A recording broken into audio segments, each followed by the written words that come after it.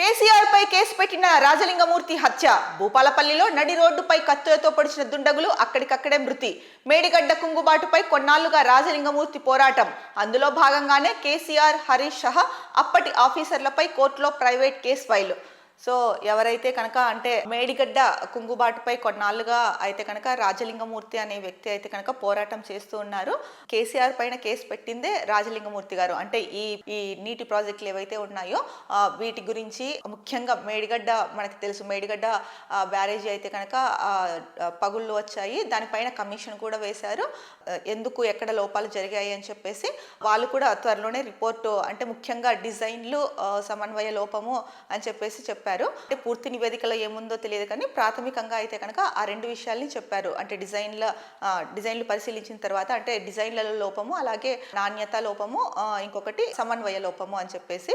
So దీనికి ముఖ్యంగా దీనిపైన మొట్టమొదటిగా రాజలింగమూర్తి అనే వ్యక్తి కేసీఆర్ పైన కేసు పెట్టారు. అలాగే మేడిగడ్డ పైన అయితే కనుక అంటే మేడిగడ్డ డ్యామ్ ప్రాజెక్ట్ ఏదైతే ఉందో అది కుంగిపోతుంది కదా, ఆ కుంగుబాటు గురించి కూడా ఆయనే పోరాటం చేస్తున్నారు రాజలింగమూర్తి.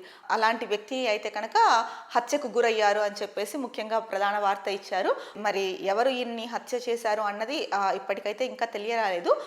అది కూడా చాలా దారుణంగా భూపాలపల్లిలో రోడ్డు పైననే పొడిచి చంపేశారు అని చెప్పేసి ఇచ్చారు. మరి ఆ పొడిచిన వ్యక్తులు ఎవరు, ఎందుకు పొడిచారు, ఎందుకు చంపారు అన్నది కనుక మనకి పోలీసుల విచారణలో తెలిసే అవకాశం ఉంది. ఇక సో ఈయన అంటే మాజీ ముఖ్యమంత్రి కేసీఆర్ మాజీ ముఖ్యమంత్రి అయినప్పటికీ కూడా డేర్ చేసి ముందుకొచ్చి కేసీఆర్ పైన కేసు పెట్టడము, అలాగే మేడిగడ్డ కుంగుబాటు గురించి ఆ ప్రాజెక్టు గురించి కూడా ఈయన పోరాటం చేయడం అనేది నిజంగా చెప్పాలంటే ఆయన ధైర్య సాహసాలనే చెప్పాలి.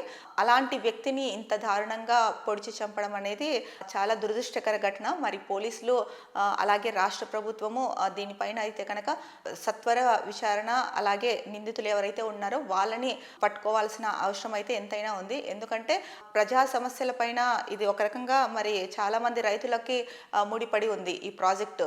ఎందుకంటే ఈ ప్రాజెక్ట్ ద్వారా సాగునీరు వెళ్తుంది కాబట్టి మరి ఎవరైతే ప్రజా సమస్యల మీద పోరాడతారో అలాంటి వాళ్ళని దుండగులు, మరి ఆ దుండగులు ఎవరో అయితే కనుక మనకు తెలియదు.